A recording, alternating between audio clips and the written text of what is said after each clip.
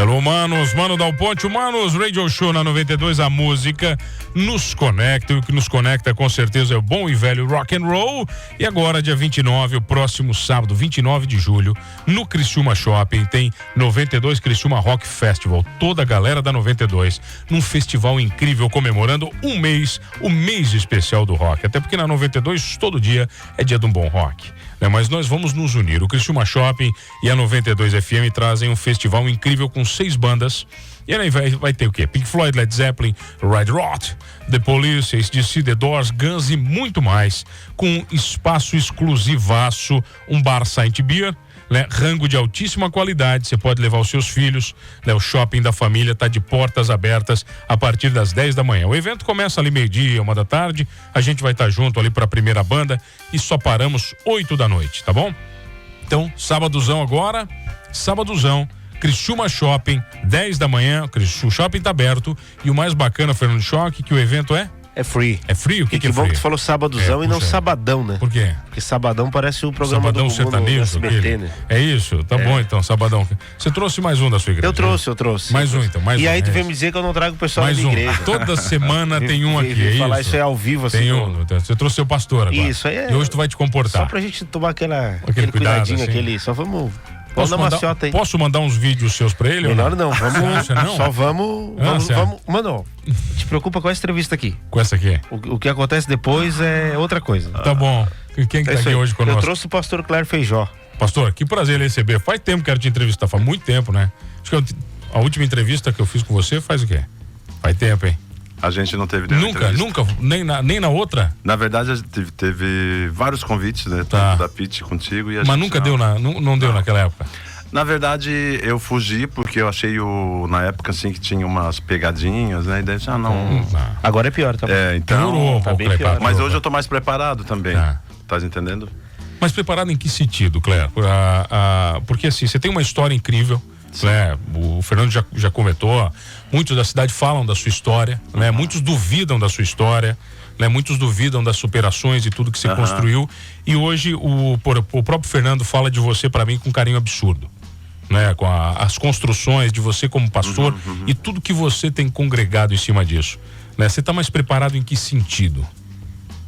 Eu acho que o tempo também a gente vai amadurecendo, né? E perdendo esse medo de enfrentar porque hoje qualquer coisa que a gente vai falar sobre homossexualidade, a gente vai ser homofóbico.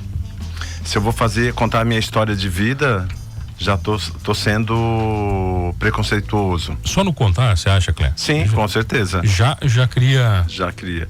Eu tava uma ocasião na Unesc, fui convidado numa aula, porque eu sou acadêmico de psicologia, né? E eu fui convidado para ir numa outra sala, numa fase que essa turma acontecia na parte da manhã. E daí fui convidado para contar uma história de vida, que era uma matéria que precisava de contar uma história de vida. Enfim, fui lá ajudar os meus colegas e de repente saiu um aluno da sala e foi na coordenação, que estava tendo um debate sobre homofóbico na sala. Um debate homofóbico? Isto. Tá. Daí por aí tu tira. Tá, mas suspendendo daí o teu papo ou não? Não, a gente continuou, continuou. Foi até o fim, né? E depois o grupo que me convidou para lá fazer essa fala me contaram que aconteceu isso. Pastor, o senhor comentou que o senhor teria essa restrição em falar sobre esse assunto, né? Mas pra gente entender, pro senhor contextualizar para os nossos ouvintes, qual é a sua história? Por que o senhor tem... Não de onde o senhor... Não tenho nem tipo assim, medo, Não. Mas aí o senhor falou na possibilidade de levantar uma suspeita de homofobia, né? Isso. Mas qual é a sua história, pra gente poder conhecer melhor isso? Não, na verdade, vou contar a minha família, né? Sou de uma história de 8 filhos, 5 homens e 3 mulheres. E aos 6, 8 anos eu fui violentado, né? Falta de cuidado dos pais, enfim, aquela coisa toda, né? Que acontece quando tem muito filho na família. E daí depois, então, aos 12 anos, houve uma separação, um rompimento do casamento do meu pai e da minha mãe. E quando acontece esse rompimento, porque o pai e a mãe vão ser a estrutura desses filhos, né? Geralmente um dos filhos ou vai migrar para o álcool, para droga, para prostituição, enfim. Vai acontecer essas coisas porque essa estrutura ela começa a ser rompida. Não tem mais esse apoio do pai. A base some, né? Isso, a base some. E daí começou a perdição. Você começou a se perder. Você considera uma perdição, Clé?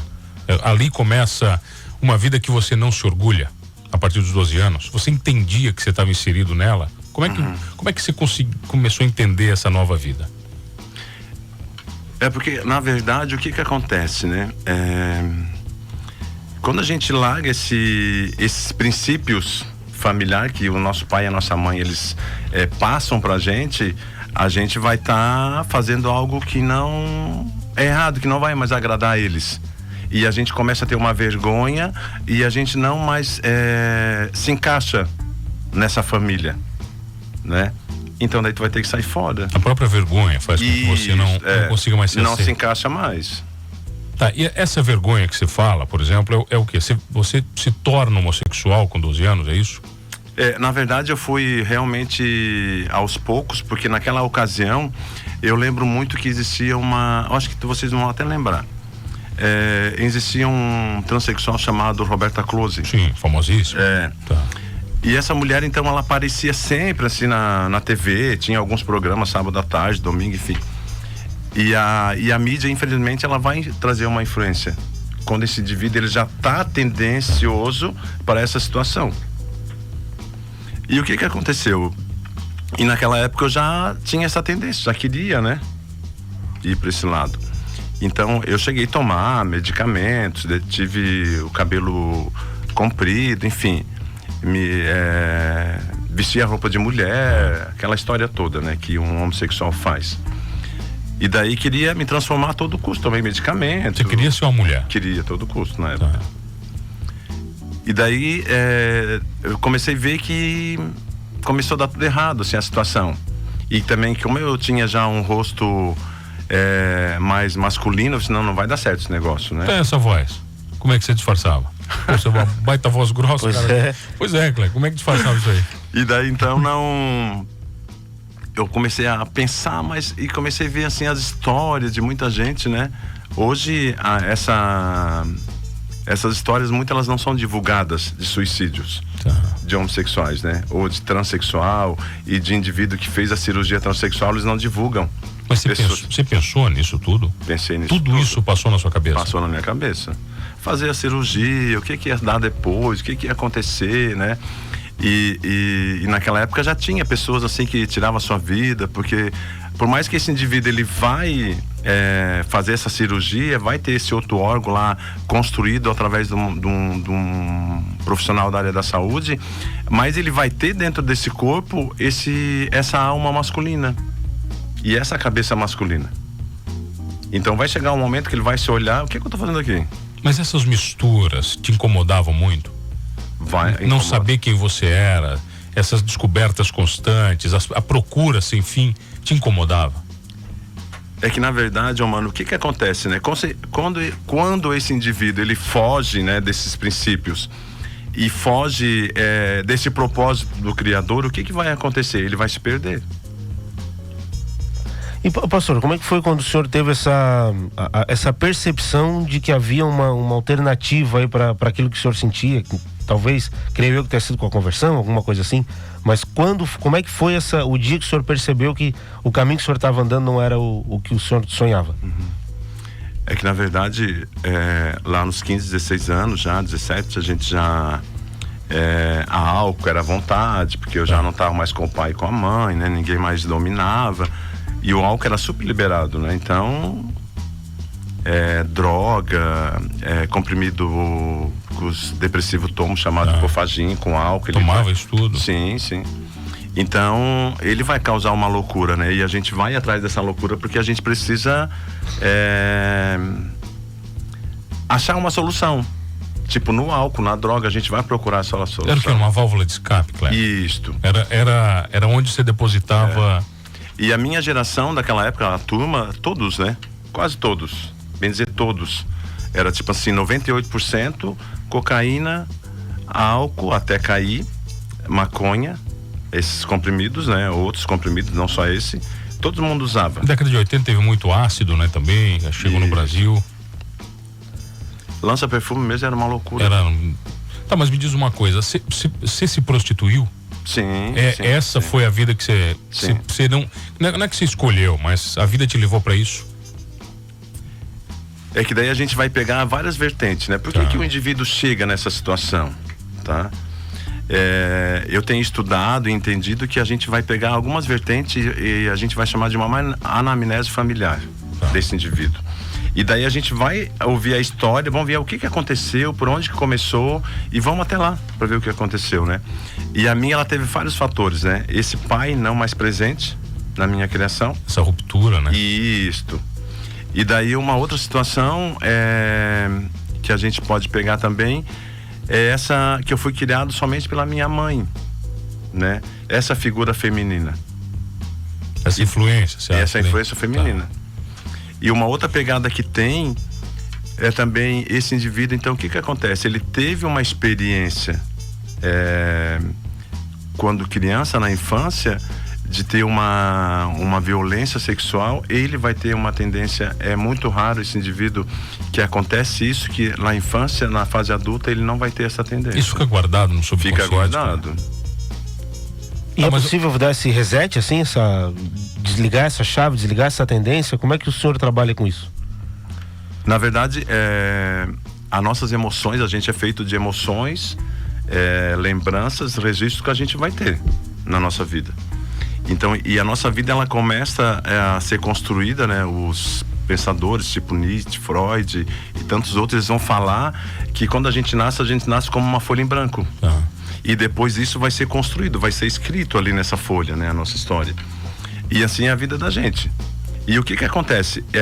Vai ter alguns registros, algumas emoções que elas vão ser mais fortes, vão ficar, tipo assim, escrita no nosso peito, enfim. E que vai ser difícil de apagar, mas eu consigo administrar. Eu tenho essa lembrança desse episódio na minha vida, mas eu administro direitinho, não tenho... Converso com o indivíduo lá, mas nada a ver, assim, a história de ficar, eu quero te matar, ficar com raiva. Você perdoou? Sim. Perdoou de verdade, assim, que o perdão ele tem que vir do coração, de verdade, coração, né? Se ele não vier, não é verdadeiro. Sim. Mas partindo da pergunta que o Fernando fez para você, quando é que a chave virou, por exemplo? Quando é que Deus entra, né, na sua vida e você diz, não, peraí, o que eu tô vivendo aqui não é o que eu busco para mim, não é o que o Criador quer para mim? Então, na verdade eu já estava na cidade de Criciúma há muitos anos e daí eu estava muito perdido, porque o homossexual ele vai atrás de uma solução, tá? E se tu perguntasse, tu fosse lá, fez trabalho aquilo, frequentou ali, aqui, ali, e eu fui por tudo em Criciúma.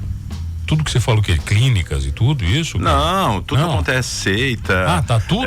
Imagina, tudo quanto é igreja que tu possa imaginar, centro espírita. Eu fiquei com um sapo embaixo da minha cama, dentro de um vidro. Porque a mulher falou que a situação ia dar certo e até hoje não deu certo. Sapo vivo? Dentro do vidro. O sapo morreu, fui em Araranguá fazer isso, né? E daí ela fez essa situação, trouxe. Você já tirou o sapo debaixo da cama? Graças a Deus. Você não tem sapo lá até hoje. Não, mas isso em busca de uma cura, Cléber? De uma solução. De uma solução. Porque quando a gente se afasta desse propósito de Deus, a gente vai buscar. Uma saída, uma solução, vai buscar um sentido para a nossa vida. E o questionamento que havia no meu coração naquela ocasião era que, mas por que eu não posso ser normal? Por que eu não posso ter uma família e filhos, né? Olhava para os outros meninos, tudo normal, os meus irmãos casados, filhos, enfim, e eu naquela vida disse, não, para aí, tem que haver uma solução, né? Precisa haver uma solução. E daí na cidade de Criciúma, longe de toda a minha família, então aconteceu a maior perdição da minha vida. Tentei me matar com 8 comprimidos de Profagin, fui parar no hospital São José, e daí saí vivo, graças a Deus, né? Voltei para casa. E depois de lá, então, comecei a pensar muito o que eu estava fazendo com a minha vida. O que tinha acontecido, né? Você tinha quantos anos? Nessa época eu tinha 23. 23, claro. 23 anos. E já tinha passado por tudo isso? Tudo isso. Caraca. E daí eu disse, não, a gente precisa parar, né? E daí eu tinha tive uma cliente na época que ela falava muito assim sobre igreja, falava sobre Jesus pra mim, e aquilo ali começou a fixar muito. Ele te ama. E eu falava pra ela, não, mas ele ama todo mundo, né? Aquela coisa.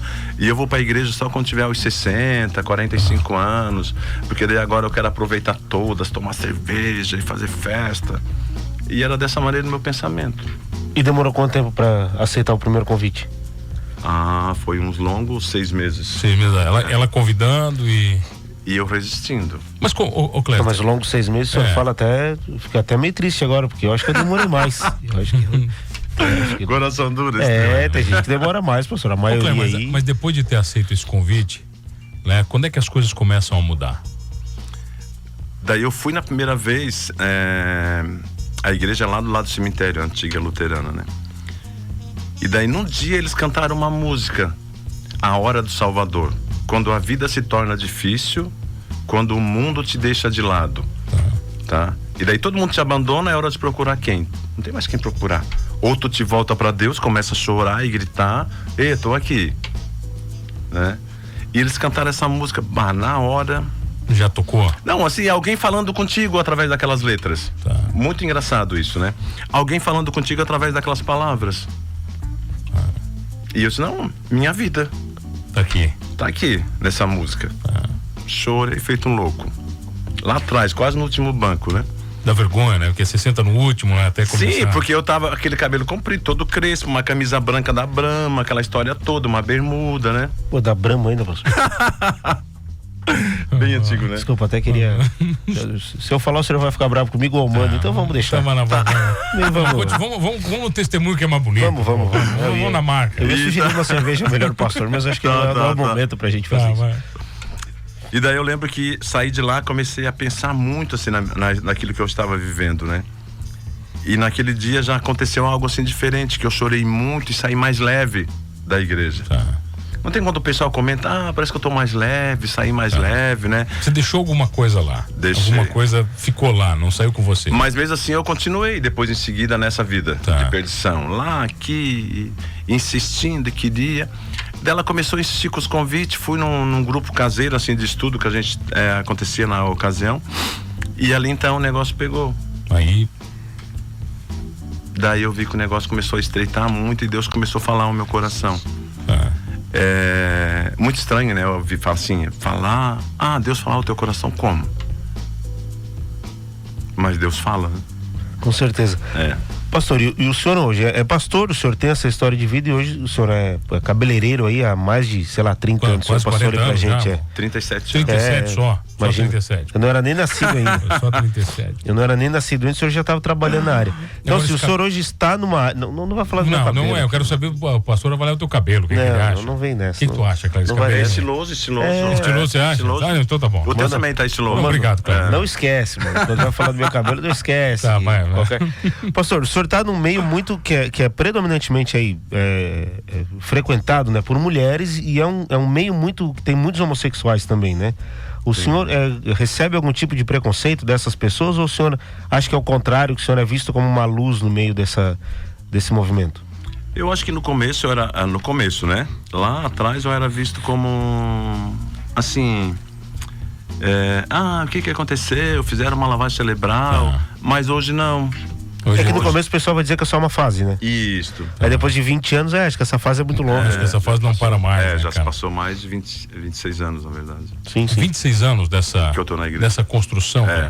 Quando você olha para trás, Cléber, como é que você enxerga essa etapa da sua vida? Com que clareza você consegue ver tudo isso que te aconteceu? Na verdade, eu olho pra trás e, meu Deus, não acredito. Não acredito que viveu aquilo? Não acredito. Às vezes você Da onde tu me tirou? Tá.